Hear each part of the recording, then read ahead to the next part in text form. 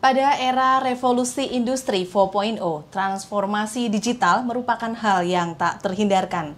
Pandemi COVID-19 turut berperan sebagai katalis yang menuntut percepatan arus digitalisasi dalam semua sektor, tak terkecuali dalam pelayanan publik.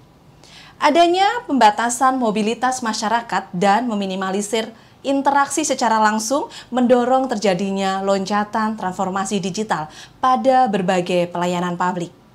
Ya, salah satunya adalah Taman Pintar Yogyakarta, di mana Taman Pintar Yogyakarta sebagai destinasi wisata yang menjadi salah satu sektor terdampak oleh pandemi COVID-19. Bagaimana transformasi digital pelayanan publik di Taman Pintar Yogyakarta? Saksikan selengkapnya dalam podcast seri kedua PPSDM Kementerian Dalam Negeri Regional Yogyakarta. Wabarakatuh. Selamat pagi, salam sejahtera untuk kita semua. Hai pemirsa, senang sekali saya Mila Anggreni dapat berjumpa kembali dalam podcast yang kedua PPSDM Kementerian Dalam Negeri Regional Yogyakarta. Bagaimana pemirsa, kabar penjenengan semua? Ya, semoga penjenengan semua dalam keadaan sehat, tidak kurang suatu apapun.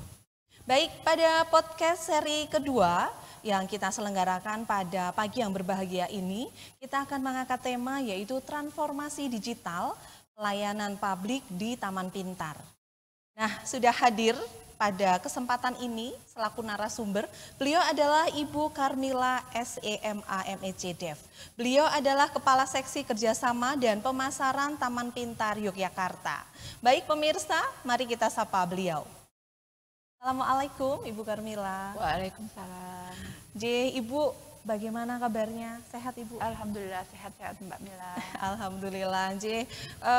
Senang sekali kami pada podcast yang kedua ini Ibu berkenan untuk hadir begitu. Dan di podcast yang kedua ini kita akan mengangkat tema terkait dengan transformasi digital pelayanan publik di Taman Pintar. Gitu.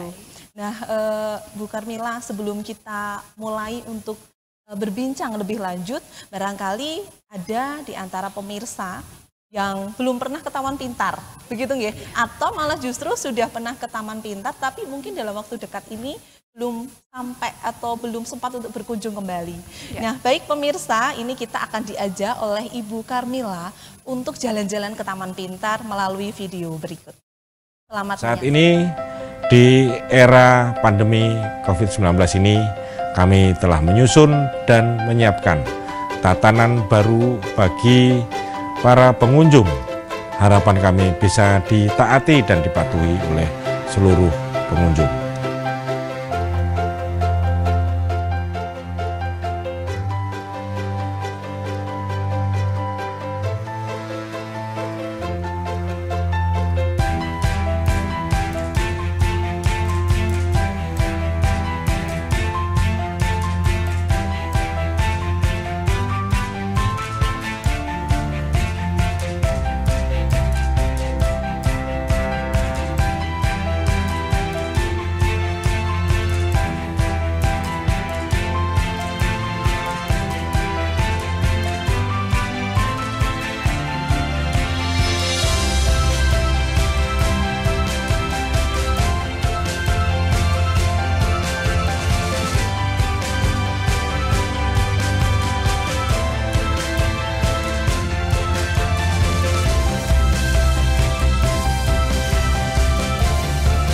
Kapan lagi kalau tidak sekarang kita datang ke Jogja.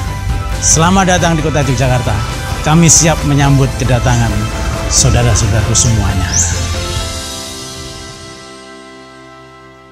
Ya, baik pemirsa, demikian tadi jalan-jalan kita secara virtual Ibu Karmila. Taman Pintar yang luar biasa, rasanya ingin selalu berkunjung ke sana begitu, karena setiap wahananya selalu memberikan banyak edukasi yang diberikan begitu. Baik Ibu, sebelum kita berbincang lebih lanjut ini ada yang ingin saya tanyakan, yaitu apa sebetulnya yang melatar belakangi Taman Pintar kok harus melakukan transformasi digital? Monggo Ibu, disilakan. Baik Mbak Mila, sebelumnya saya menyapa para pemirsa dulu ya. Monggo silahkan. Pagi semua pemirsanya, istilahnya menyebutnya pemirsa ya. Pemirsa Ibu. Pemirsa podcast PPSDM yang berbahagia. Jadi senang sekali saya bisa pagi ini bisa bersama Mbak Mila menjelaskan terkait transformasi digital di Taman Pintar di Jakarta. Tadi memang video yang kami tampilkan, Mbak, itu memang salah satu video kami bagaimana pelayanan kami pada masa new normal. Seperti kita tahu, pandemi COVID-19 ini memang masih berlangsung hingga saat ini. Dan berbagai dampak dari pandemi ini sangat kita rasakan semuanya, Mbak. Jadi seperti adanya pembatasan, adanya bagaimana kita harus selalu menjaga prokes dan sebagainya. Nah, di Taman Pintar sendiri pelayanannya juga harus menyesuaikan dengan kondisi yang terjadi pada saat ini.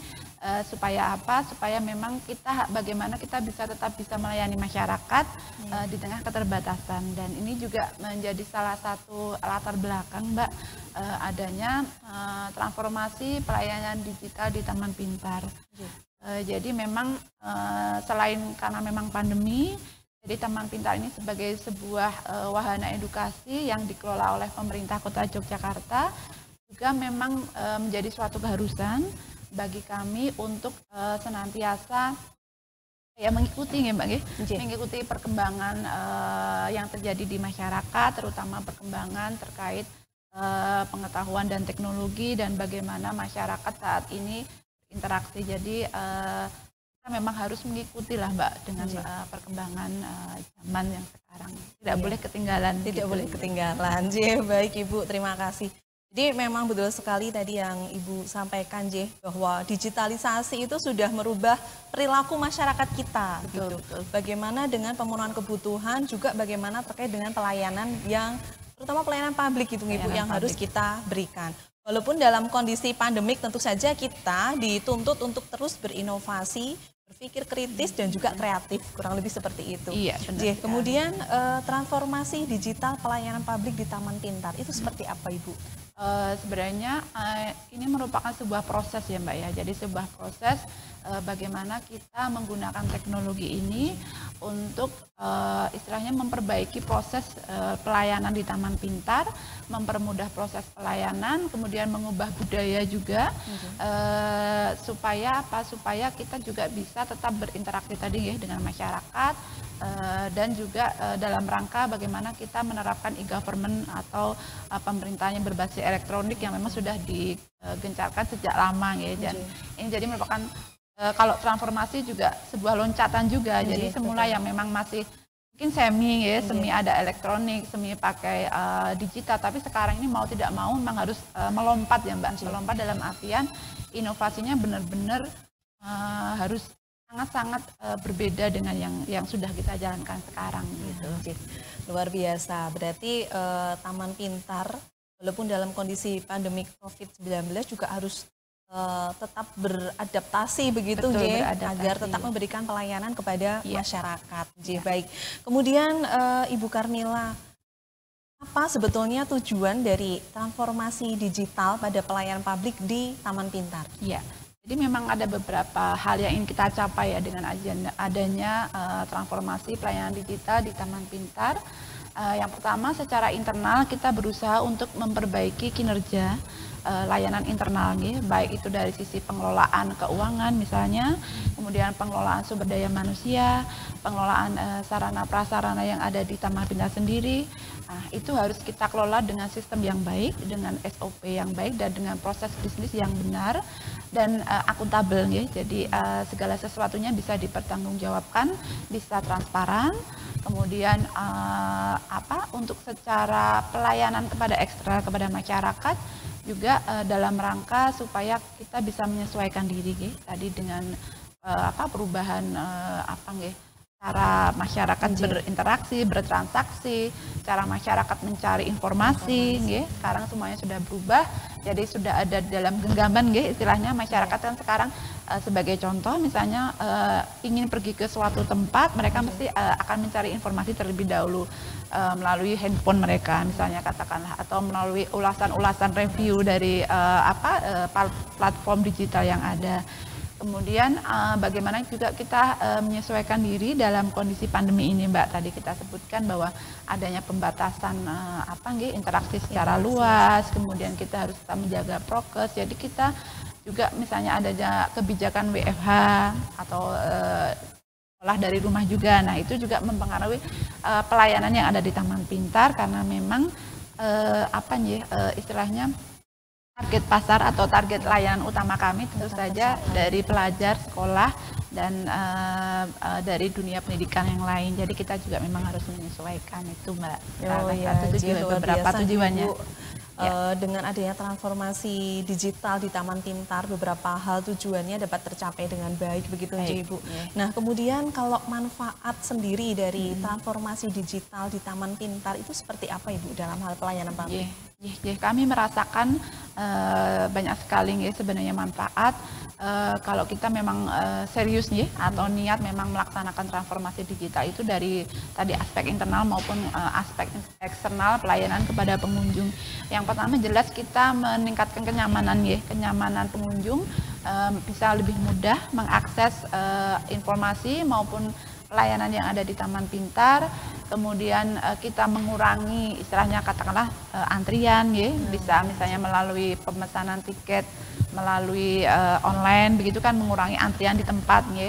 Kemudian juga dari sisi internal tadi pekerja atau staf atau karyawan juga bisa menjadi lebih produktif, bisa terukur melalui berbagai aplikasi internal.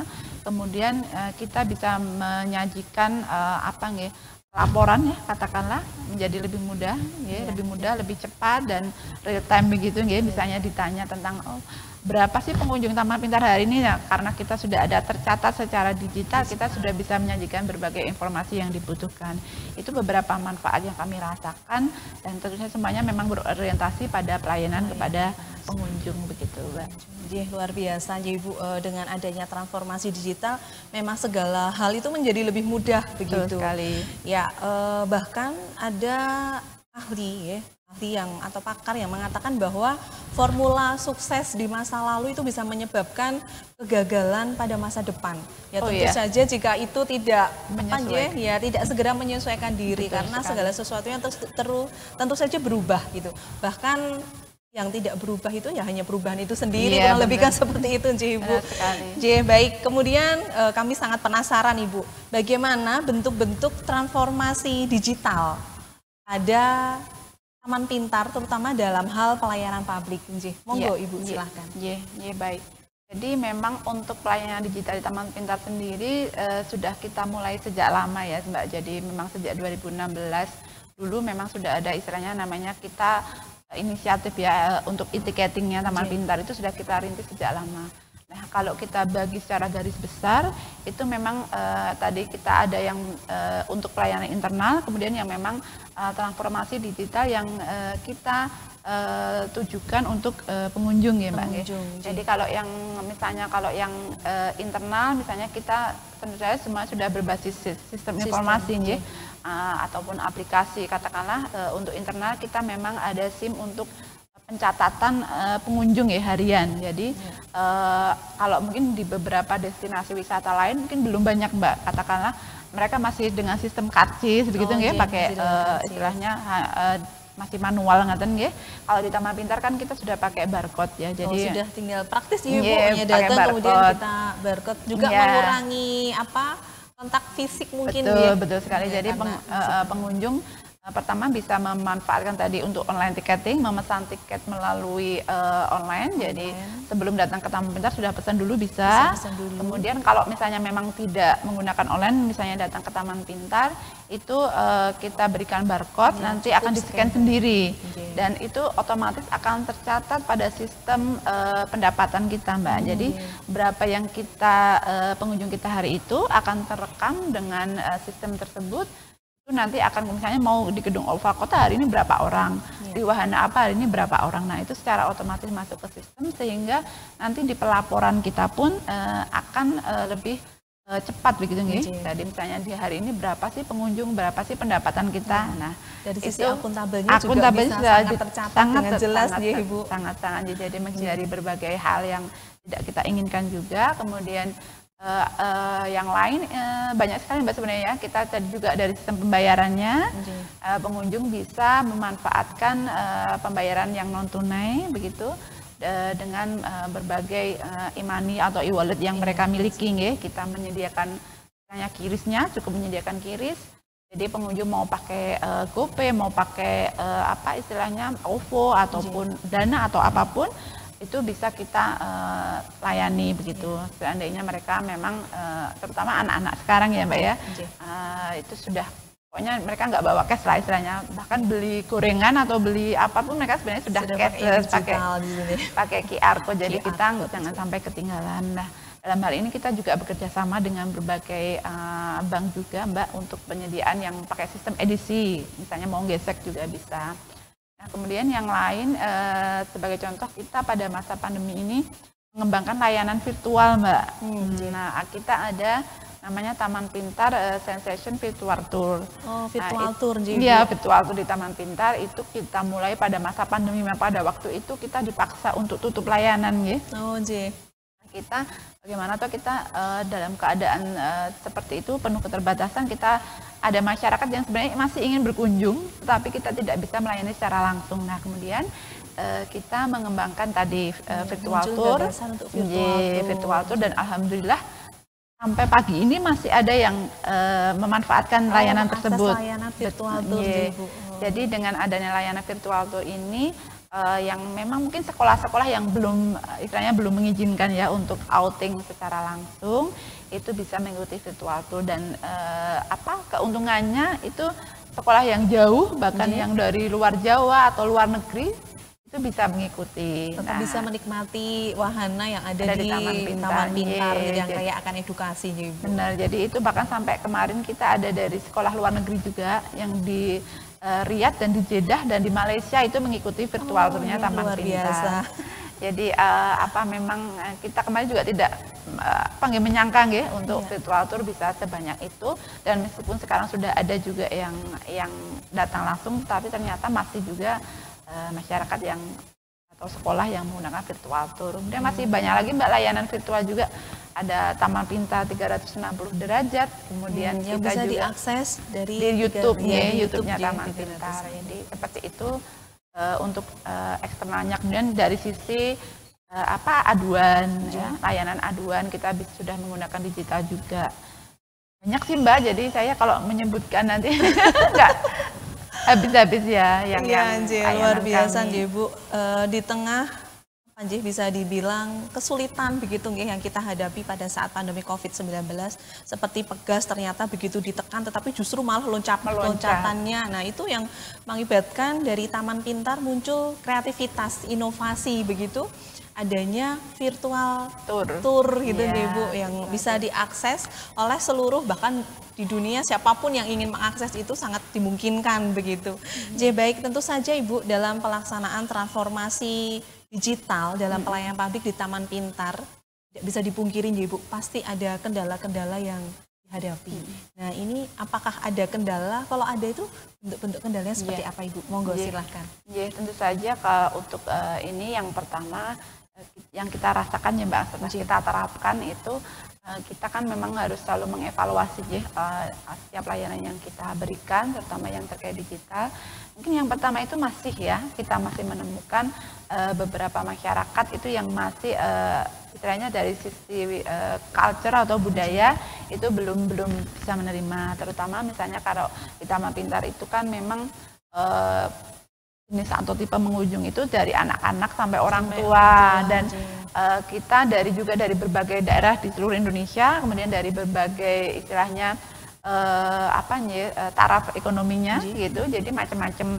Jadi ada yang memang belum ingin menggunakan seperti itu, tetapi bagi kami itu sebenarnya tidak apa-apa karena kami memang juga menyediakan, jadi memberikan pilihan yang luas kepada pengunjung atau masyarakat bagi yang ingin menggunakan istilahnya sistem-sistem digital yang ada di Taman Pintar itu monggo, tapi memang yang manual juga masih kita terima Mbak. Jadi seperti itu kita.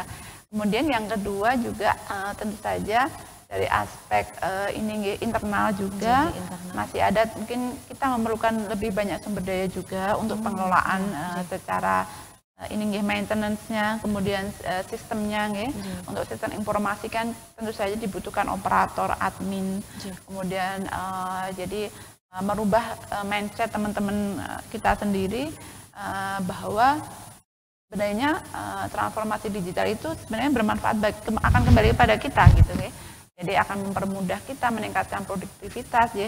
Tapi kadang-kadang masih menjadi sebuah beban ya. Ya, sebuah beban.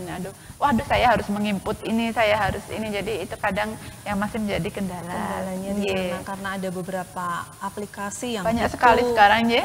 Aplikasi pelaporan. Di sisi lain juga di Taman Pintar sendiri sudah ada aplikasi begitu. Benar sekali. Jadi memang aplikasi karena kita juga memang menginduk di pemerintah kota. Jadi secara anggaran misalnya penganggaran juga sudah ada aplikasi tersendiri, kemudian katakanlah aset sudah ada aplikasi tersendiri yang itu memang kadang karena kita menggunakan ini kita adalah sebuah BLUD Mbak ya di Badan Layanan Umum Daerah mungkin sedikit mengalami kesulitan terkait istilahnya mensinkronkan ya, dengan OPD yang ada di Pemkot karena berbeda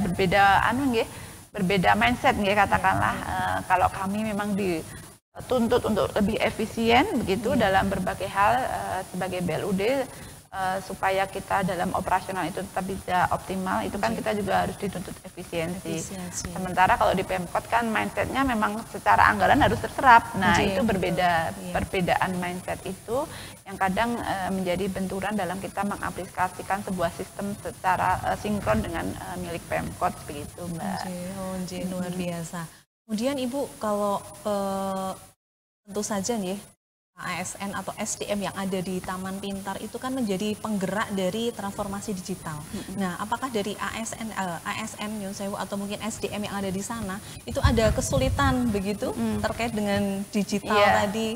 Karena hal baru tentu saja itu mengakibatkan ketidaknyamanan, hal yang tidak mudah harus terus belajar begitu. Iya, benar sekali Mbak. Kalau di kami mungkin lebih kepada SDM sebenarnya masih hitungannya masih muda-muda juga ya. Jadi tidak begitu sulit begitu. Tidak begitu sulit, tetapi memang karena secara ketugasan mereka sudah memiliki ketugasan masing-masing. Jadi katakanlah misalnya teknisi itu memang sudah bertugas secara teknis di lapangan. Jadi mereka bertugas memelihara alat peraga atau kemudian memelihara peralatan ataupun sarpras yang rusak katakanlah.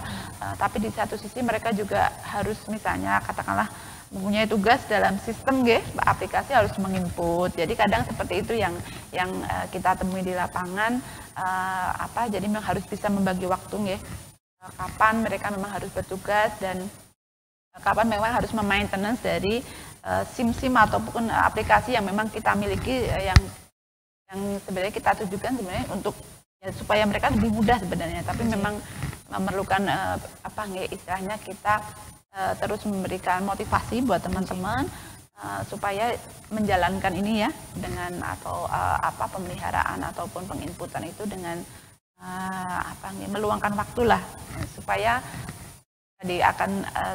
semuanya akan jadi lebih mudah buat mereka sendiri sebenarnya begitu. Jadi kalau kita berbicara tentang sistem informasi nih Bu, tentu tujuannya untuk memberikan kemudahan.